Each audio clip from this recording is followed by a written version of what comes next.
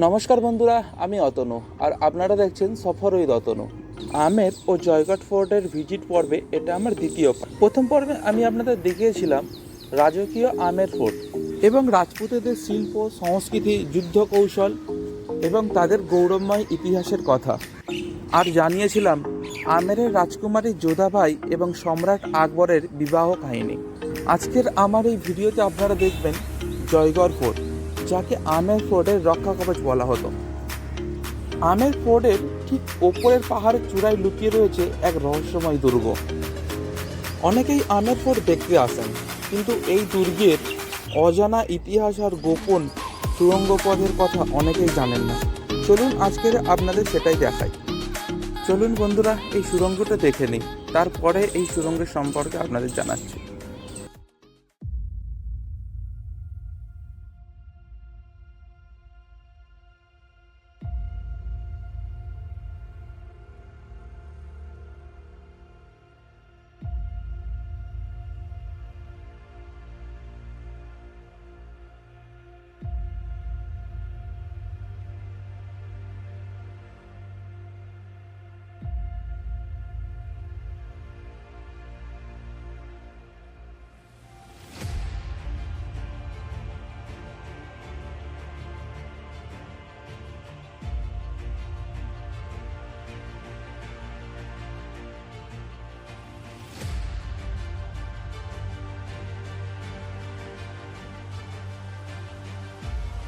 বন্ধুরা, এখন আমরা যে সুড়ঙ্গটা দেখছি, এটি শুধু সুড়ঙ্গ পথ না, এটি ছিল আমের ফোর্টের প্রধান কারাগার। ইতিহাস অনুযায়ী অপরাধী ও যুদ্ধবন্দীদের এখানেই রাখা হতো।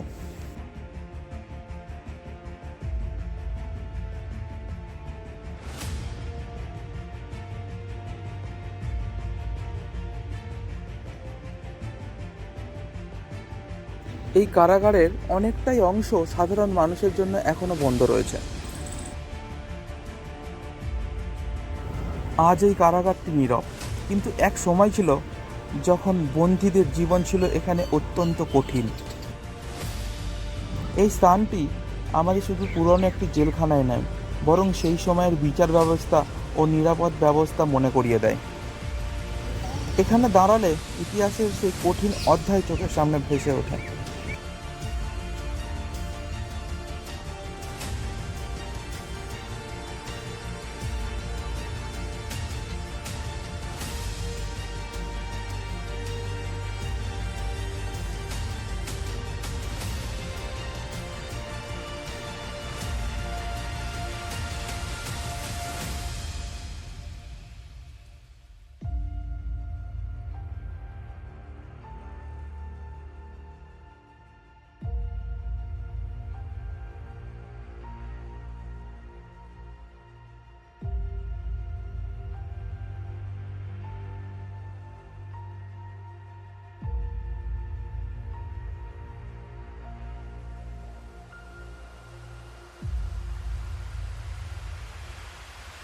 বন্ধুরা, এখন আমরা যাচ্ছি রাজপরিবারের সুড়ঙ্গ পথের দিকে। চলুন আপনাদের রাজপরিবারের সুড়ঙ্গ পথটা দেখায়, যা সোজা জয়গড় ফোর্টে গিয়ে মিলেছে।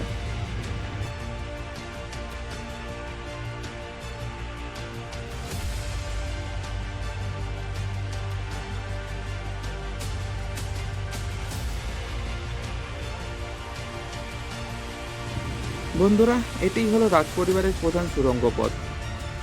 যুদ্ধ পরিস্থিতিতে রাজপরিবারের সদস্যরা এই পথ থেকেই যাওয়া আসা করতেন। বন্ধুরা, এই পথটিকে আরাবলী পর্বতের মাঝে এমনভাবে নির্মাণ করা হয়েছে, যা দূর থেকে দেখলে মনে হবে শুধুই মাত্র পাহাড়। এই পথটি প্রায় 2.5 থেকে 3 কিলোমিটার লম্বা। আর আপনি যদি সড়ক পথে জয়গড়ে যেতে চান, তাহলে আপনাকে 18 কিলোমিটার রাস্তা অতিক্রম করতে হবে। বন্ধুরা, বর্তমানে এই সুড়ঙ্গ পথটি জয়গড়ের ফোর্টের ভেতরের অংশে যাওয়ার পথটা বন্ধ করে রাখা আছে। এখন আমাদের এখান থেকেই জয়গড় ফোর্টের জন্য উপরে উঠে যেতে হবে।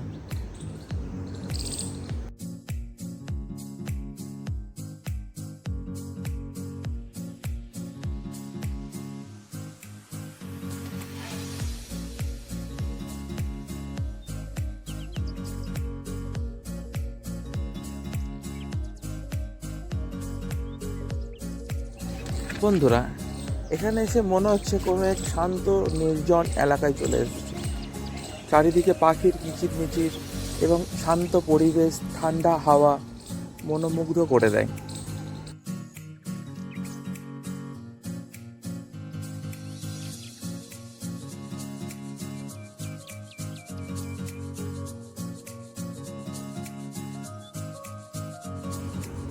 বন্ধুরা, ওপরের যে চূড়াটা দেখছেন ওটাই জয়গড় ফোর্টের প্রধান গেটের চূড়া। আমাদের ওখানেই পৌঁছাতে হবে। চলুন তবে আমাদের সফর শুরু করি।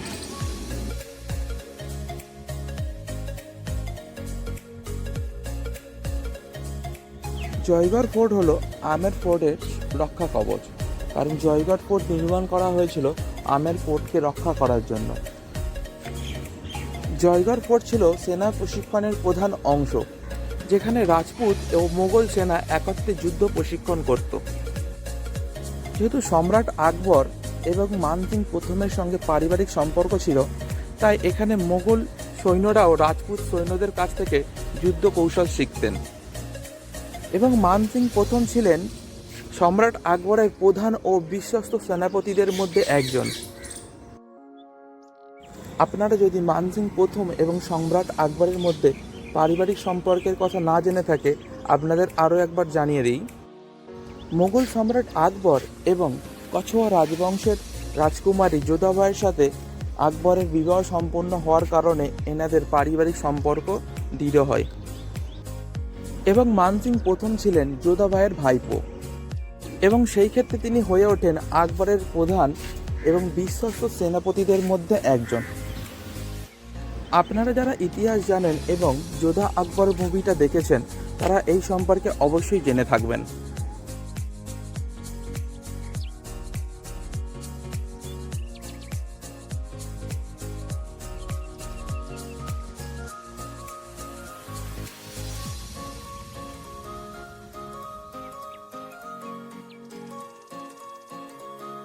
চলুন বন্ধুরা, এই দুর্গের আমরা ওপরে গিয়ে এর ইতিহাস জানার চেষ্টা করি। বন্ধুরা, এখন আমরা চলে এসেছি জয়গড় ফোর্টের পেছনের দরজায়। চলুন আমরা সামনে গিয়ে দেখি। জয়গড় ফোর্টে প্রবেশের জন্য আমাদের টিকিট সংগ্রহ করে নিতে হয়েছিল। এখানেও তার ধার্য মূল্য 200 টাকা ছিল।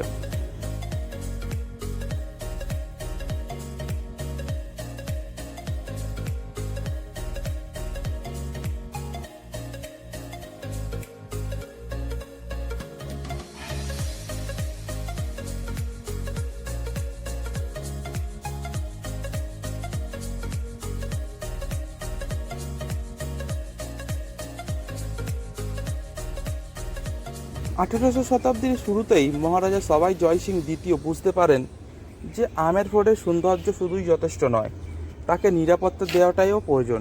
তাই তিনি নির্মাণ করান একটি প্রধান সামরিক ক্ষেত্র। সেই চিন্তাতেই তিনি নির্মাণ করেন জয়গড় ফোর্ট, যেখানে সামরিক প্রশিক্ষণ থেকে বিভিন্ন অস্ত্রশস্ত্র নির্মাণও করা হতো। বন্ধুরা, এখন আমরা আছি অস্ত্রের কারিগরেরা যেখানে বিশ্রাম করতেন সেই জায়গাতে। বন্ধুরা, এখানে শুধুমাত্র অস্ত্রই নির্মাণ হতো না, এখানে নির্মাণ হতো রাজপরিবারের ব্যবহৃত সামগ্রী, অনেক কিছু জিনিস।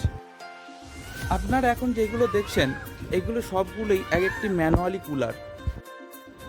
এইগুলোকে হাতের সাহায্যে ঘুরিয়ে রাজমহলের বিভিন্ন কক্ষগুলিকে ঠান্ডা করা হতো। এবং রাজকীয় অনুষ্ঠানে ব্যবহৃত বিভিন্ন বাদ্যযন্ত্রও এখানে নির্মাণ করা হতো।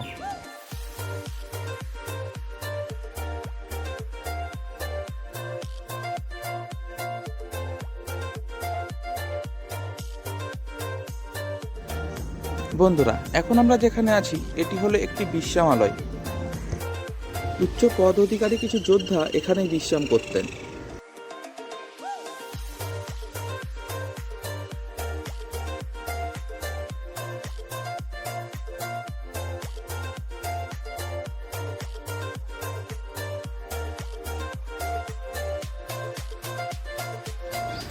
আমরা এখন জয়গড় ফোর্টের বিশাল এক প্রাচীরের ওপরে দাঁড়িয়ে আছি।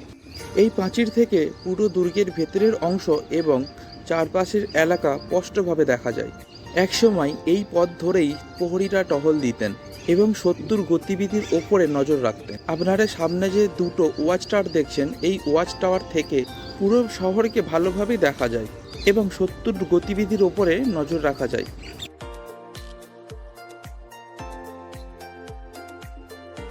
চলুন বন্ধুরা, এই ওয়াচ টাওয়ারের সামনে গিয়ে আপনাদের দেখাই।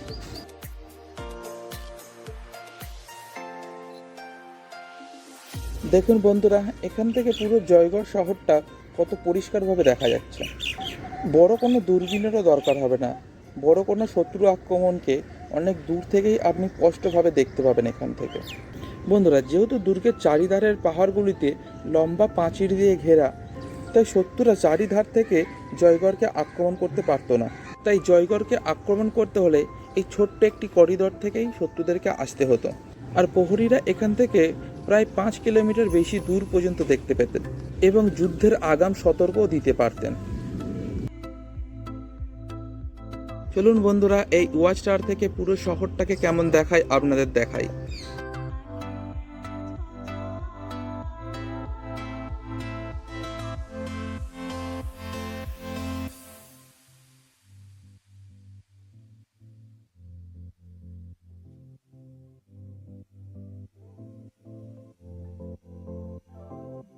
দেখুন বন্ধুরা, কত সুন্দর একটা ভিউ পয়েন্ট এখান থেকে। পুরো শহর পরিষ্কার দেখা যাচ্ছে এবং পাহাড়ের ওপরে চূড়াতে বড় বড় পাঁচিল দিয়ে ঘেরা, যাতে শত্রুর আক্রমণ থেকে রক্ষা পায়। আর বন্ধুরা, এখান থেকেই দাঁড়িয়ে আপনারা দূরের জলমহলকে দেখতে পাবেন, যা প্রায় এখান থেকে 3.5 কিলোমিটার থেকে 4 কিলোমিটার দূরে অবস্থিত।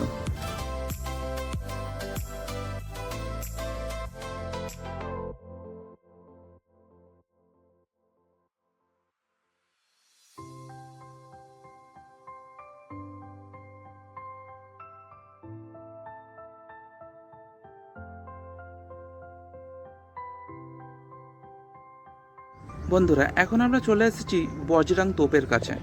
এটি পাহাড়ের চূড়াটাতে লাগানো থাকতো শত্রুদের আক্রমণে তাদের যোগ্য জবাব দেওয়ার জন্য।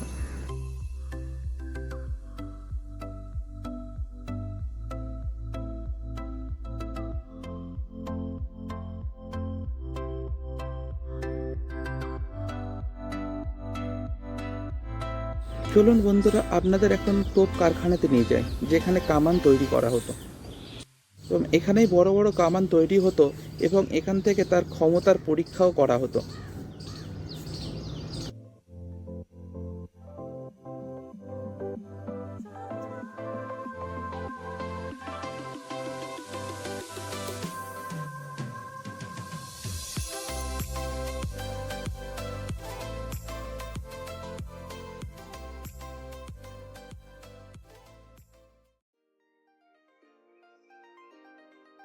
চলুন বন্ধুরা, কামান কিভাবে তৈরি হতো তা জেনে নিই। কামান তৈরি করার জন্য সমস্ত সরঞ্জাম এখানেই রাখা রয়েছে, দেখুন।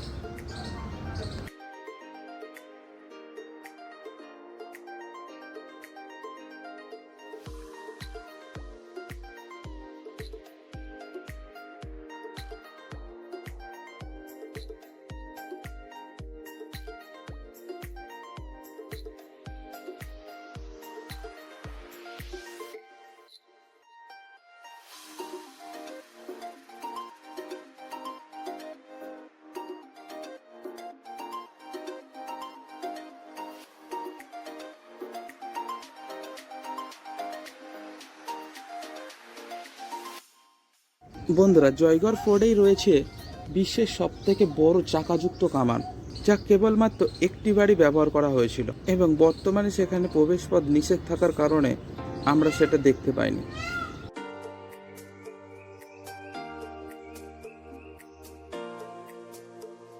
চলুন বন্ধুরা, আপনাদের এখন নিয়ে যাই জয়গড় ফোর্টের সবথেকে বড় ওয়াটার ট্যাঙ্কে। এখন আমরা দাঁড়িয়ে আছি জয়গড় ফোর্টের ঐতিহাসিক জলধারার সামনে। রাজস্থানের শুষ্ক আবহাওয়ার কথা মাথায় রেখে এই বিশাল জলধারাটা তৈরি করা হয়েছিল। বর্ষাকালে বৃষ্টির জল সংরক্ষণ করে এখানেই রাখা হতো, যাতে দীর্ঘ সময় ধরে দুর্গতে সৈন্য এবং বাসিন্দাদের কোনো রকমের জলের অভাব না হয়।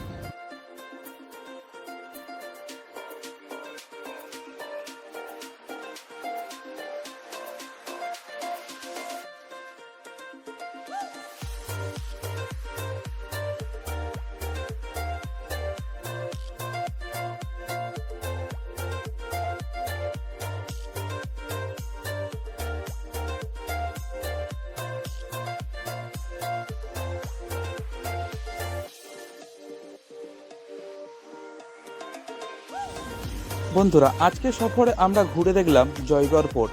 এটি একটি দুর্গ, যা শুধু পাথর আর প্রাচীন সমষ্টি নয়, বরং রাজপুতদের সাহস, কৌশল এবং গৌরবময় ইতিহাসের জীবন্ত সাক্ষী। আপনারা যদি কখনো জয়পুর আসেন, অবশ্যই আমের ফোর্টের পাশাপাশি জয়গড় ফোর্টটাকেও দেখবেন। যদি আমার এই ভিডিওটি ভালো লেগে থাকে তাহলে লাইক করুন এবং এমনই ভ্রমণমূলক ভিডিও দেখতে আমার চ্যানেলটিকে সাবস্ক্রাইব করুন। ধন্যবাদ।